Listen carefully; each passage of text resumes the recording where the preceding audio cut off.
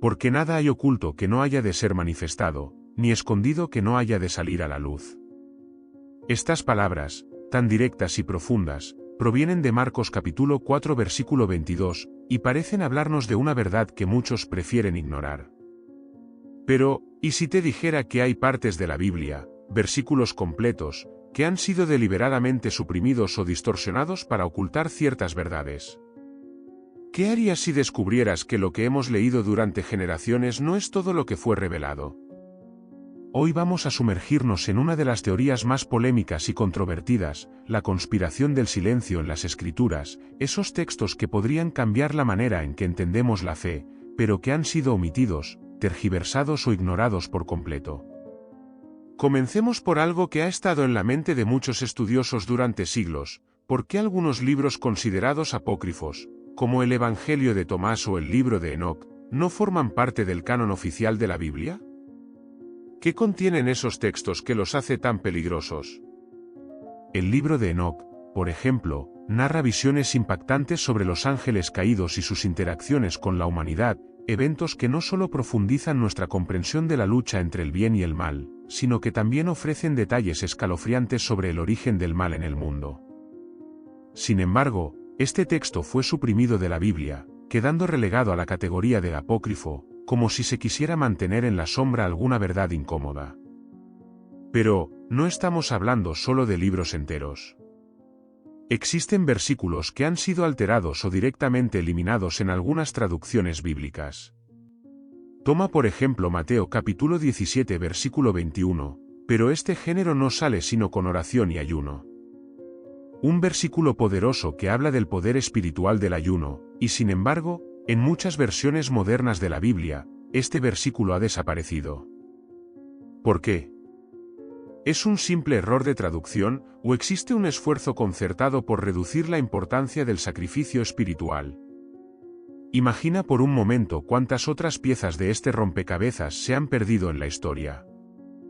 ¿Qué impacto tendría en nuestra fe si descubriéramos todas esas piezas ocultas? Los primeros cristianos, durante los siglos iniciales de la Iglesia, tenían acceso a una variedad de textos y enseñanzas que, hoy en día, son desconocidos para la mayoría. Y aquí es donde la conspiración del silencio realmente empieza a tomar forma. No estamos hablando solo de un pequeño grupo de eruditos ocultando textos por razones académicas. Estamos hablando de siglos de decisiones deliberadas por líderes religiosos que determinaron que debía ser revelado y que debía permanecer en las sombras. En algunos círculos, se habla de que incluso en los concilios más importantes de la Iglesia primitiva, como el Concilio de Nicea, se decidió qué textos formaban parte del canon bíblico y cuáles no, basándose más en cuestiones políticas que espirituales. Y si esto es cierto, ¿qué significa para nosotros hoy? ¿Podemos confiar en que las escrituras que tenemos en nuestras manos son verdaderamente la totalidad de la revelación divina, o hemos sido víctimas de una manipulación silenciosa, donde ciertas verdades han sido ocultadas a propósito? Las preguntas siguen surgiendo. ¿Qué otros textos perdidos, como el Evangelio de María Magdalena, podrían cambiar nuestra comprensión del papel de las mujeres en la Iglesia? ¿Por qué se excluyeron? Algunos argumentan que su mensaje era demasiado radical, que revelaba una igualdad de género y un rol más activo de las mujeres en la Iglesia primitiva que no convenía a la jerarquía masculina dominante. Pero, si eso es cierto, ¿qué nos dice sobre el mensaje completo de Jesús y cómo ha sido moldeado para servir a intereses humanos? Es imposible ignorar que, detrás de cada texto omitido, detrás de cada versículo desaparecido, existe una historia que nunca nos contaron. Y no estamos hablando de conspiraciones fantasiosas o teorías sin fundamento. Hablamos de documentos, manuscritos y decisiones históricas que han sido registradas y que sugieren una verdad más compleja de lo que hemos sido llevados a creer. Esta no es solo una cuestión de curiosidad histórica. A lo largo de la historia, la autoridad religiosa ha tenido un poder inmenso sobre la narrativa espiritual. Nos han enseñado que la Biblia es la palabra inmutable de Dios, pero lo que pocos saben es que esta palabra ha pasado por las manos de hombres que, como cualquier ser humano, tienen agendas, intereses y prejuicios. No estamos hablando de simples errores de traducción, sino de decisiones conscientes para omitir, modificar y, en algunos casos, silenciar completamente ciertos textos. Y esto nos lleva a preguntarnos, ¿qué verdades se nos han ocultado deliberadamente? ¿Qué impacto tendría en nuestras vidas si conociéramos todo lo que se ha perdido o suprimido? Uno de los ejemplos más intrigantes es el Evangelio de Tomás. Este texto, descubierto en 1945 en Nag Hammadi, contiene 114 dichos atribuidos a Jesús, muchos de los cuales no aparecen en los evangelios canónicos. Lo que hace al Evangelio de Tomás tan controvertido no es solo su contenido, sino su enfoque. A diferencia de los evangelios tradicionales, no narra los milagros o la crucifixión de Jesús, sino que se centra en su enseñanza de la iluminación personal. El reino de Dios está dentro de ti y a tu alrededor, dice uno de sus versículos más impactantes. Pero, ¿por qué este enfoque en el autoconocimiento y la conexión directa con lo divino fue suprimido? ¿Acaso la estructura eclesiástica no quería que las personas buscaran a Dios sin intermediarios? ¿Podría ser que la idea de una conexión directa con lo divino amenazaba el control que la Iglesia tenía sobre sus fieles? Lo que queda claro es que este evangelio desafía la idea de una religión institucionalizada. En lugar de seguir reglas impuestas, sugiere que el verdadero conocimiento de Dios es una experiencia interna, una revelación personal que cada individuo debe buscar. Esto, para muchos, era un peligroso mensaje. Un mensaje que podía erosionar el poder centralizado de la Iglesia. Y así, el Evangelio de Tomás fue relegado al olvido, etiquetado como herético, y durante siglos, nadie fuera de círculos selectos sabía de su existencia. Lo mismo podría decirse del libro de Enoc, que describe con detalles inquietantes la caída de los ángeles, su mezcla con los humanos y la creación de gigantes conocidos como los Nepilim. Este relato es extremadamente relevante para entender cómo la maldad entró en el mundo, pero fue excluido del canon oficial.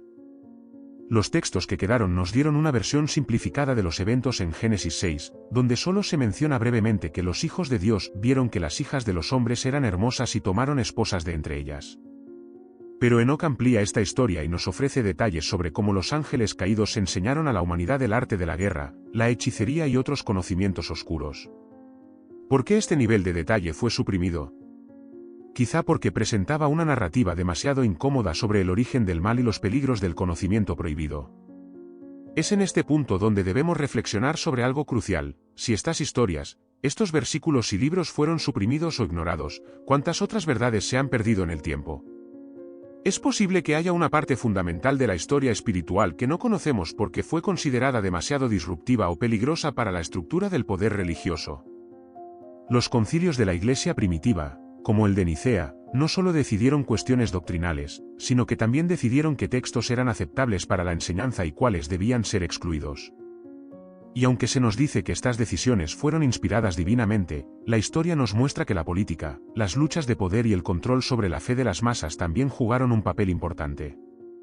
Entonces, ¿qué pasa cuando el mensaje que recibimos no es completo? ¿Cómo cambia nuestra comprensión de lo divino si se nos ha negado acceso a ciertos textos? La omisión de estos escritos plantea una cuestión inquietante: ¿hemos estado siguiendo una fe filtrada, manipulada para servir a los intereses de unos pocos? Los textos apócrifos, los versículos omitidos y los relatos suprimidos nos hacen cuestionar si hemos visto solo una parte de un cuadro mucho más amplio. Y lo que es más alarmante, ¿cuántos de estos textos ocultos podrían cambiar completamente nuestra visión de lo que significa ser cristiano, de lo que significa buscar a Dios? La historia está llena de preguntas sin respuesta, pero lo que es innegable es que existe una brecha en el conocimiento espiritual que poseemos. Una brecha creada por siglos de silencio, de decisiones tomadas en nombre del control y el poder. Y en esa brecha, quizás se esconden las respuestas que hemos estado buscando durante tanto tiempo.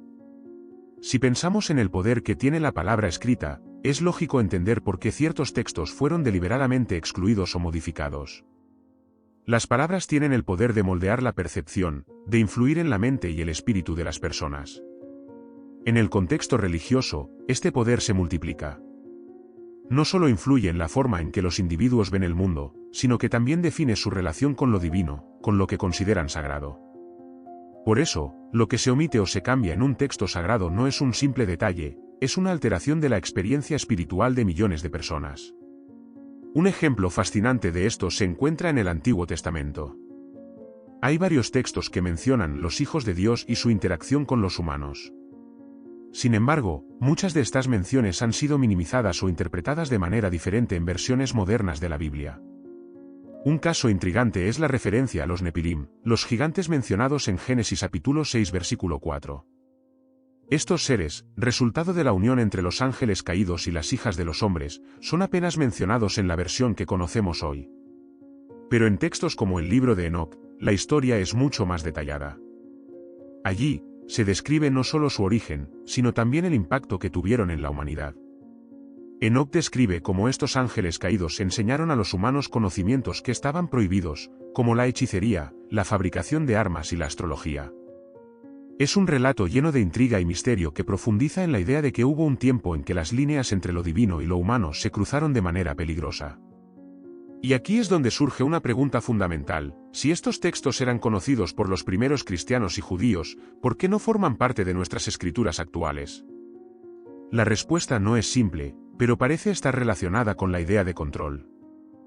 La narrativa oficial de la Biblia, tal como la conocemos hoy, fue seleccionada para ofrecer una visión más ordenada y coherente de la relación entre Dios y la humanidad. Incluir estos relatos sobre ángeles caídos, gigantes y conocimientos prohibidos habría creado una imagen mucho más compleja y tal vez perturbadora del mundo espiritual. Y tal vez, esa complejidad habría sido difícil de manejar para una iglesia que buscaba establecer un control firme sobre su doctrina y su pueblo. Esta idea de control también nos lleva a otro tema, la figura de María Magdalena. Tradicionalmente, ha sido retratada como una pecadora arrepentida que se convirtió en una seguidora de Jesús. Pero si revisamos los evangelios apócrifos, como el Evangelio de María Magdalena, encontramos una historia completamente diferente. Allí, María no es solo una seguidora, es una de las discípulas más cercanas a Jesús, y en algunos casos, se la presenta como su sucesora espiritual. Este evangelio sugiere que María recibió enseñanzas secretas de Jesús, conocimientos profundos sobre la naturaleza del alma y la salvación. Sin embargo, esta narrativa fue suprimida por los líderes de la Iglesia, que prefirieron una estructura jerárquica dominada por hombres. ¿Por qué el papel de María Magdalena fue minimizado? La respuesta podría estar en el hecho de que su prominencia y su cercanía a Jesús desafiaban las normas patriarcales de la época. Reconocer a una mujer como una de las principales figuras del cristianismo primitivo podría haber debilitado la estructura de poder masculino que ya comenzaba a consolidarse en la Iglesia. Así, se optó por eliminar o minimizar su importancia, relegando su papel a un simple arrepentimiento, en lugar de una auténtica figura de liderazgo espiritual. La historia de María Magdalena no es un caso aislado. Hay otros textos, otras figuras, y otros eventos que han sido deliberadamente omitidos o distorsionados en las escrituras tal como las conocemos hoy. Algunos de estos relatos habrían cambiado nuestra comprensión del papel de las mujeres en la Iglesia, del poder del conocimiento espiritual oculto y de la lucha entre el bien y el mal. Lo que resulta más inquietante es que estas omisiones no fueron accidentes. Fueron decisiones conscientes, realizadas por personas con el poder de decidir que se consideraba sagrado y que no, y estas decisiones han moldeado la forma en que millones de personas ven el mundo y su relación con lo divino.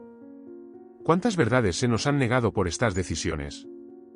¿Qué impacto habrían tenido en nuestras vidas si hubiéramos tenido acceso a estos textos y conocimientos desde el principio? Es imposible no preguntarse qué más se ha perdido. Sabemos que los primeros cristianos tenían acceso a una variedad de textos y enseñanzas que hoy han desaparecido o se han considerado heréticos.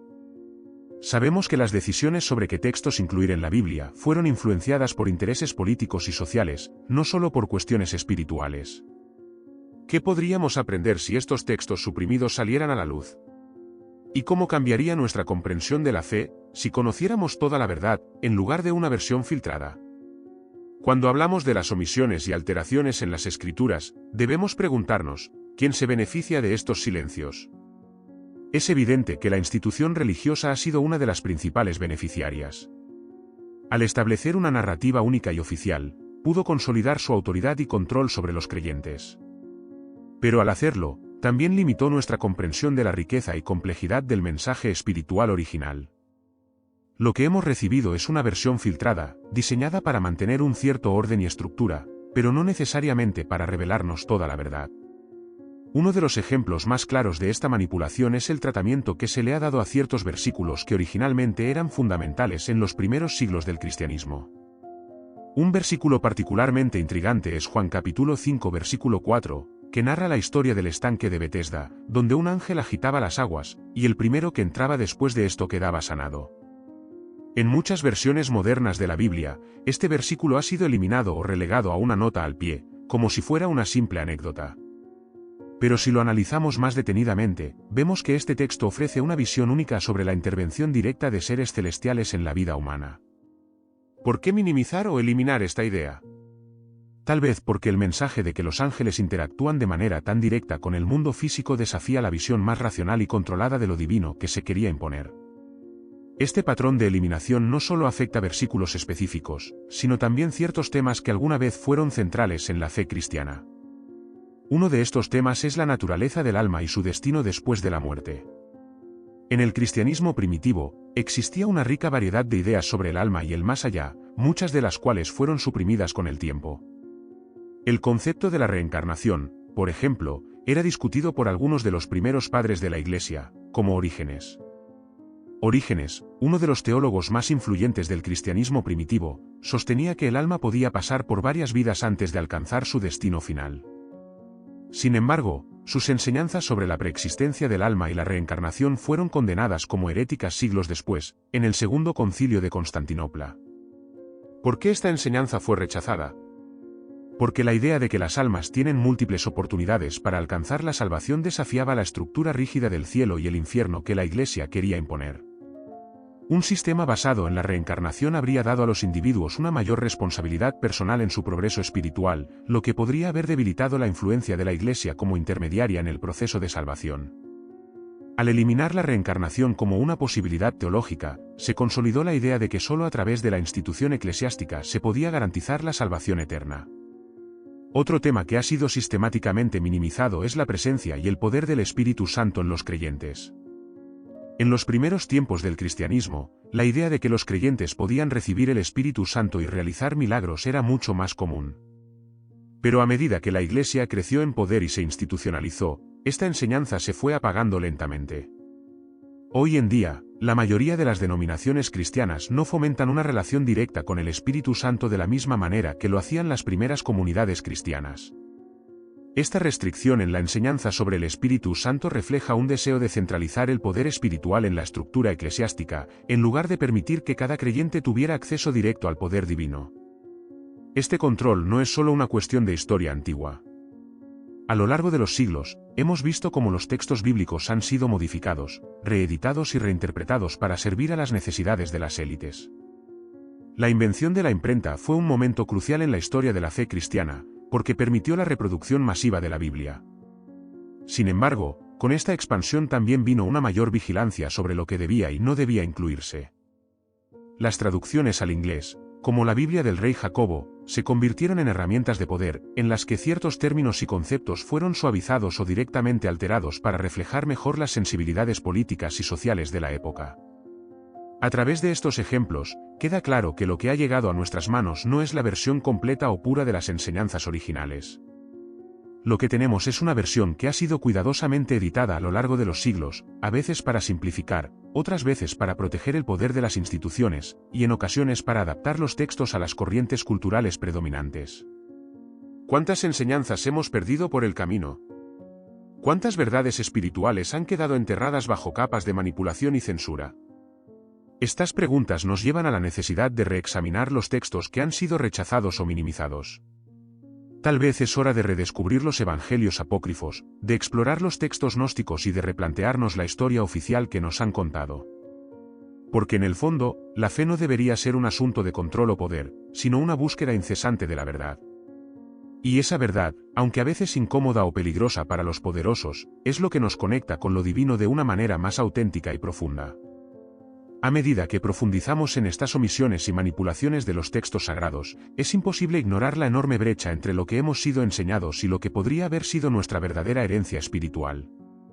Una de las cuestiones más fascinantes es el poder oculto en los textos que fueron marginados, esos evangelios y escritos que prometen una conexión más directa con lo divino, una experiencia personal que trasciende las reglas impuestas por la estructura religiosa. Consideremos por un momento el Evangelio de Judas, uno de los textos más polémicos que salió a la luz después de siglos de oscuridad. En la narrativa tradicional, Judas Iscariote ha sido visto como el traidor definitivo, el discípulo que vendió a Jesús por 30 piezas de plata. Pero en este Evangelio, Judas es presentado bajo una luz completamente diferente. En lugar de ser el villano, es el discípulo más cercano a Jesús, el único que comprende verdaderamente el mensaje secreto que el Maestro tenía para transmitir. Jesús no lo condena, sino que le revela misterios profundos sobre el cosmos, la creación y el destino del alma. Esta versión de los eventos no solo desafía la narrativa oficial, sino que también plantea preguntas profundas sobre el papel del sacrificio y la traición en el plan divino. ¿Por qué este evangelio fue rechazado y demonizado? La respuesta es clara: presentaba una visión del cristianismo que no encajaba con la estructura de poder que la Iglesia estaba construyendo. La idea de que el acto de Judas no fue una traición, sino una parte esencial del plan divino, era demasiado subversiva. El Evangelio de Judas sugiere que no todo es lo que parece en la historia oficial, que incluso los personajes más vilipendiados pueden tener un papel más profundo y significativo en el drama de la redención. Si esta versión hubiera sido aceptada, ¿cómo habría cambiado nuestra percepción del sacrificio de Jesús y del propósito divino en la historia humana? Pero este no es el único texto que sugiere una realidad espiritual más compleja de la que se nos ha enseñado. El Evangelio de Felipe, otro texto marginado, nos ofrece una visión mucho más cercana de la relación entre Jesús y María Magdalena. Este Evangelio describe a María como la compañera de Jesús, utilizando un término que algunos estudiosos interpretan como una referencia a una relación más íntima, posiblemente incluso matrimonial. Si bien la idea de un Jesús casado ha sido ampliamente rechazada por la tradición cristiana, la existencia de estos textos sugiere que los primeros cristianos consideraban posible una relación de este tipo. ¿Por qué, entonces, fue necesario suprimir esta visión? La respuesta parece estar relacionada con la forma en que se construyó la autoridad en la Iglesia. Un Jesús casado habría desafiado la noción de su divinidad intocable, acercándolo más a lo humano y a lo terrenal. Además, habría cuestionado la estructura patriarcal que se estaba consolidando en la Iglesia primitiva. María Magdalena, si se la hubiera reconocido como la compañera de Jesús, habría ocupado un lugar de poder y liderazgo en la Iglesia, algo que los primeros padres de la Iglesia, en su mayoría hombres, habrían considerado inaceptable. Así que, para proteger esta estructura, se eligió eliminar o minimizar el papel de María en los evangelios canónicos y relegarla al papel de una simple seguidora o pecadora arrepentida. Este patrón de manipulación también lo vemos en la forma en que la Iglesia trató los textos que hablaban sobre el conocimiento secreto o gnóstico. Los evangelios gnósticos, como el de Tomás, María y Felipe, ofrecían una visión del cristianismo que se centraba en la iluminación personal y la búsqueda interna de lo divino. Estos textos enseñaban que cada individuo tenía el poder de encontrar la verdad dentro de sí mismo, sin la necesidad de intermediarios.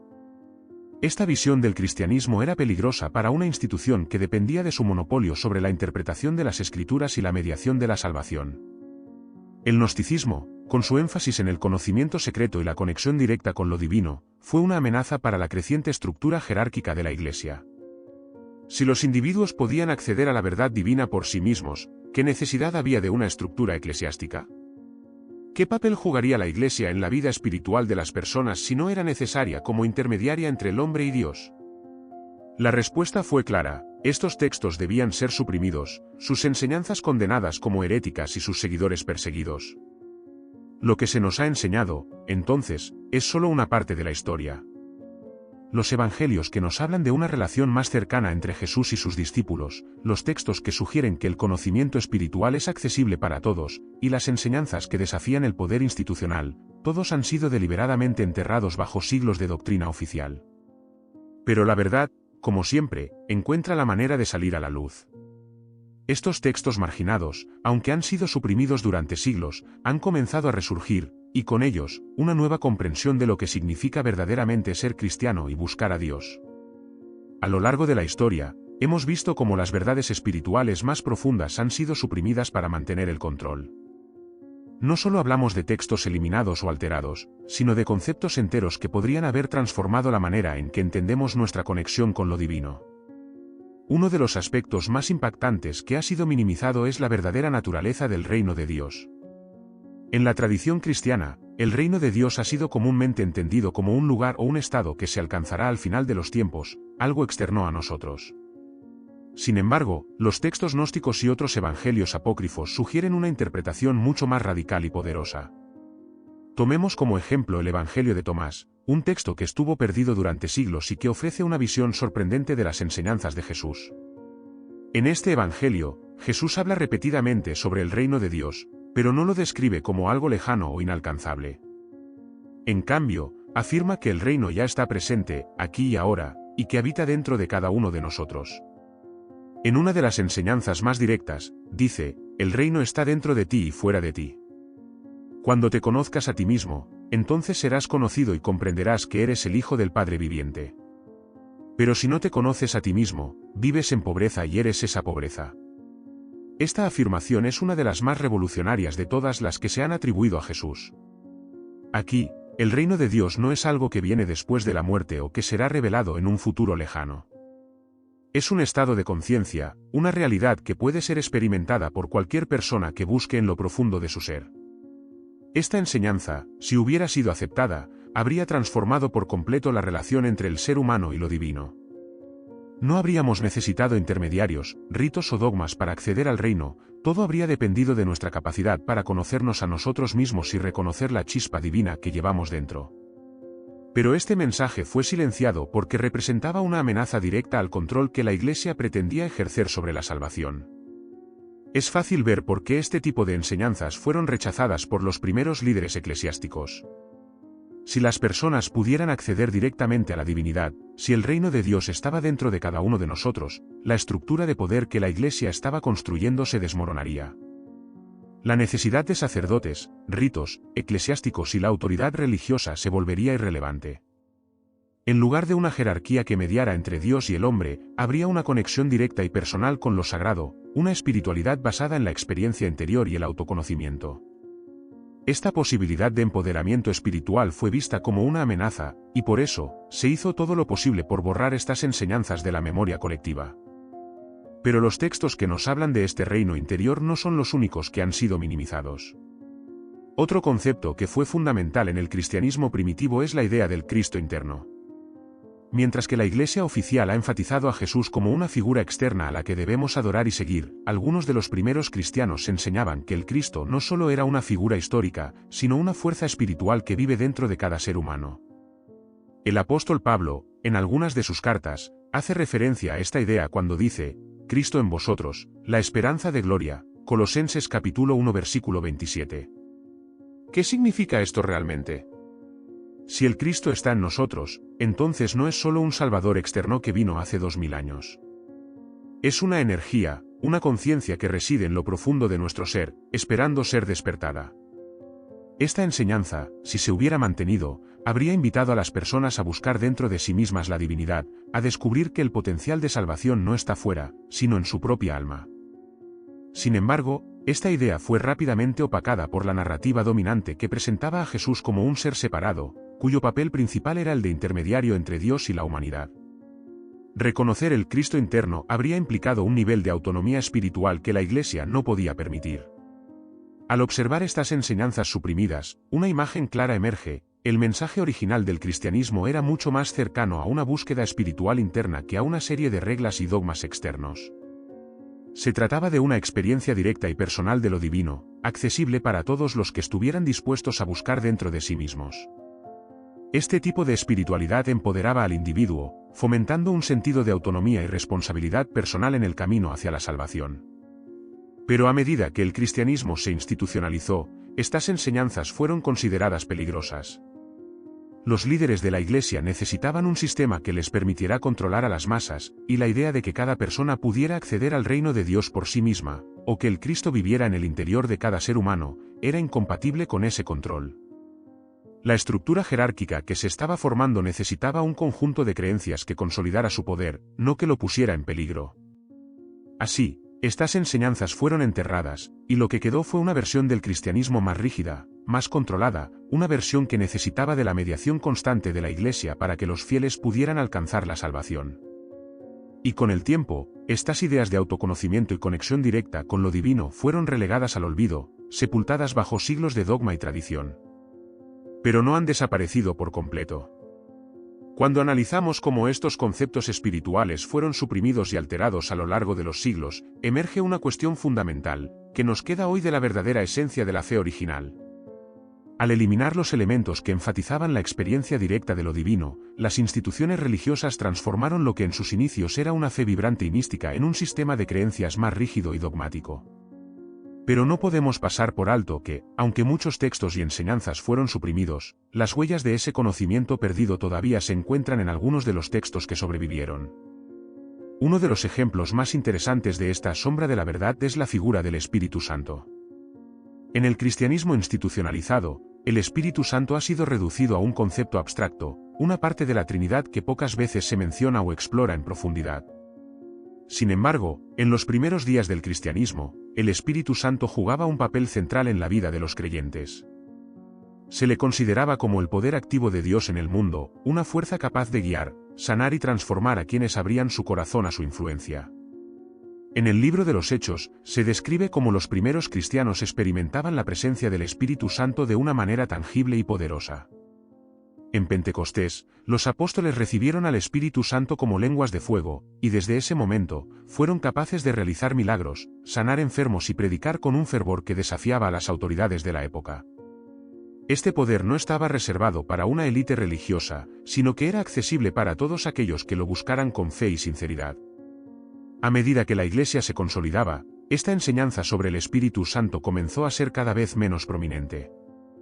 No es que se eliminara por completo, sino que fue diluida hasta volverse algo distante. La idea de que cualquier creyente podía tener una experiencia directa con lo divino a través del Espíritu Santo era demasiado peligrosa para una institución que buscaba controlar el acceso a la espiritualidad. Si las personas podían invocar al Espíritu Santo y recibir revelaciones directamente de Dios, el poder de la Iglesia como mediadora entre Dios y la humanidad se vería amenazado. Esta supresión de la verdadera naturaleza del Espíritu Santo es, en muchos sentidos, uno de los grandes silencios de la historia cristiana. Porque, al entender su papel original, comenzamos a darnos cuenta de que el cristianismo primitivo no era solo una religión de reglas y doctrinas, sino una tradición mística en la que la transformación personal y la experiencia directa con lo divino eran fundamentales. El Espíritu Santo no era un concepto abstracto, sino una presencia viva, una energía que podía ser invocada por cualquier creyente sincero para recibir guía, sanación y poder espiritual. Otro tema estrechamente relacionado es la idea del poder espiritual en el cristianismo temprano.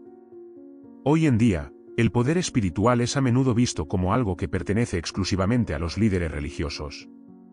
Sin embargo, en los primeros tiempos del cristianismo, el poder de realizar milagros y sanar no estaba reservado para una clase sacerdotal o una casta de élite. Era algo que cualquier cristiano, con la ayuda del Espíritu Santo, podía ejercer. En los escritos del Nuevo Testamento, vemos múltiples ejemplos de personas comunes que realizaban actos extraordinarios a través de la fe. Los primeros cristianos creían que el poder de Dios podía fluir a través de ellos de una manera tangible, si abrían sus corazones y se conectaban con el Espíritu. Con el tiempo, esta enseñanza fue reemplazada por una versión más controlada de la espiritualidad. Los milagros y las sanaciones se volvieron eventos raros, reservados para unos pocos santos o figuras especiales, y la mayoría de los cristianos dejaron de buscar activamente estas experiencias. El acceso al poder espiritual fue cada vez más monopolizado por la jerarquía eclesiástica, y la experiencia directa del Espíritu Santo fue relegada a algo anecdótico, más que a un elemento central de la fe. Todo esto nos lleva a una pregunta esencial: ¿qué pasaría si recuperáramos estas enseñanzas perdidas sobre el Espíritu Santo y el poder espiritual? ¿Qué impacto tendría en nuestras vidas y en nuestra comprensión de lo divino si volviéramos a ver la fe no solo como una serie de creencias, sino como una experiencia directa y transformadora del poder de Dios en el mundo? Porque si algo queda claro al revisar estos textos suprimidos, es que el cristianismo primitivo era una fe llena de poder, una fe en la que lo milagroso no era algo distante o imposible, sino parte integral de la vida diaria de los creyentes. Al restaurar estas ideas, también estaríamos restaurando una visión del cristianismo que es más cercana a sus orígenes místicos. Una visión que nos recuerda que la espiritualidad no es algo que deba ser mediado por instituciones o figuras de autoridad, sino algo que todos podemos experimentar de manera directa y personal. El Espíritu Santo, el poder espiritual, el reino de Dios dentro de nosotros, todas estas ideas, que fueron minimizadas y ocultadas, nos ofrecen una ruta hacia una forma de cristianismo que empodera al individuo y nos reconecta con la fuente original de nuestra fe. Al llegar a este punto, nos enfrentamos a una reflexión profunda sobre las implicaciones de todo lo que se ha suprimido y alterado en la historia del cristianismo. Los textos, ideas y conceptos que hemos discutido no son meramente curiosidades históricas. Nos revelan una verdad poderosa que ha sido enterrada durante siglos, la verdadera naturaleza del mensaje espiritual que Jesús compartió con sus discípulos y con el mundo. Este mensaje, en su forma más pura, es una llamada a la transformación interna, a la conexión directa con lo divino, y a un poder espiritual que está disponible para todos, no solo para unos pocos elegidos. Es difícil ignorar el patrón de control que ha marcado la evolución de la religión organizada. La jerarquía eclesiástica, desde sus primeros días, ha buscado establecerse como la única fuente legítima de conocimiento espiritual, centralizando la autoridad y reduciendo las vías a través de las cuales los individuos podían tener experiencias directas con lo sagrado. La narrativa oficial que se impuso relegó a la oscuridad los textos y enseñanzas que promovían una visión más autónoma y mística de la fe, porque una comunidad de creyentes empoderados espiritualmente habría sido más difícil de gobernar. La idea de que el reino de Dios está dentro de nosotros, que el Cristo interno es una realidad viviente y que el Espíritu Santo actúa en la vida diaria de quienes buscan esa conexión, plantea una alternativa radical al cristianismo tal como se ha practicado durante siglos. Esta versión del cristianismo, basada en la experiencia personal de lo divino, no niega las creencias fundamentales sobre la figura de Jesús, pero las amplía. Nos invita a ver a Jesús no solo como un Salvador externo, sino como un modelo a seguir en el despertar de nuestra propia conciencia divina. Hay algo que resuena profundamente en la idea de que somos responsables de nuestro propio crecimiento espiritual, que tenemos el poder de conectar directamente con Dios sin intermediarios. Esta no es una idea que niegue la importancia de la comunidad o de los rituales, pero redefine su papel. En lugar de ser estructuras rígidas y obligatorias, se convierten en herramientas para apoyarnos en nuestra búsqueda personal de lo divino. El cristianismo que se suprimió no era uno que dependía exclusivamente de una élite religiosa, sino uno que empoderaba a cada creyente para ser su propio sacerdote, su propio templo. Imagina lo que podría haber sido la historia de la humanidad si estas ideas no hubieran sido suprimidas. Si los cristianos hubieran crecido en una fe que los animara a buscar lo divino en su interior, a experimentar el reino de Dios en sus vidas diarias, y a ver el poder espiritual como algo accesible y no reservado para una minoría. Es probable que las dinámicas de poder que definieron la historia de la Iglesia habrían sido muy diferentes. En lugar de guerras religiosas, inquisiciones y persecuciones, podríamos haber visto una era de iluminación espiritual en la que el conocimiento secreto, o gnosis, hubiera sido compartido abiertamente y sin miedo. Por supuesto, no es demasiado tarde.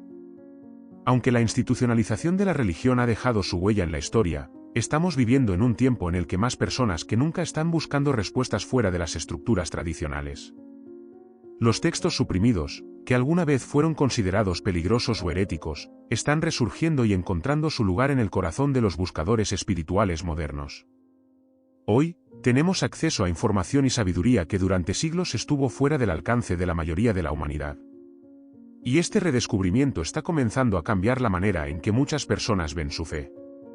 Al mirar hacia el futuro, tenemos una oportunidad única de integrar estas enseñanzas perdidas y olvidadas en nuestras vidas. No se trata de rechazar por completo lo que la tradición ha preservado, sino de complementar y enriquecer nuestra comprensión con lo que ha sido descubierto. El cristianismo que emerge de estos textos suprimidos no es uno que se oponga al mensaje de amor y compasión de Jesús, sino uno que lo profundiza. Nos recuerda que el verdadero cristianismo no se trata de seguir ciegamente reglas impuestas, sino de vivir una vida consciente, conectada con el poder divino que reside dentro de nosotros. En última instancia, la conspiración del silencio de la que hemos hablado no es solo un encubrimiento de textos y versículos, sino una negación del potencial humano para acceder a lo sagrado de manera directa. Pero ese silencio está empezando a romperse. Y al romperse, nos abre las puertas a una nueva era de entendimiento espiritual, una era en la que podemos recuperar el conocimiento perdido y usarlo para transformar nuestras vidas y el mundo que nos rodea. Cada uno de nosotros tiene la capacidad de buscar, de cuestionar, de profundizar en estos misterios. La verdad está ahí, esperando ser redescubierta. Las enseñanzas suprimidas no son reliquias de un pasado distante, son llaves hacia una comprensión más profunda de nuestra propia divinidad y del propósito espiritual que nos une a todos. El reino de Dios está dentro de nosotros, y el despertar a esa verdad puede cambiarlo todo.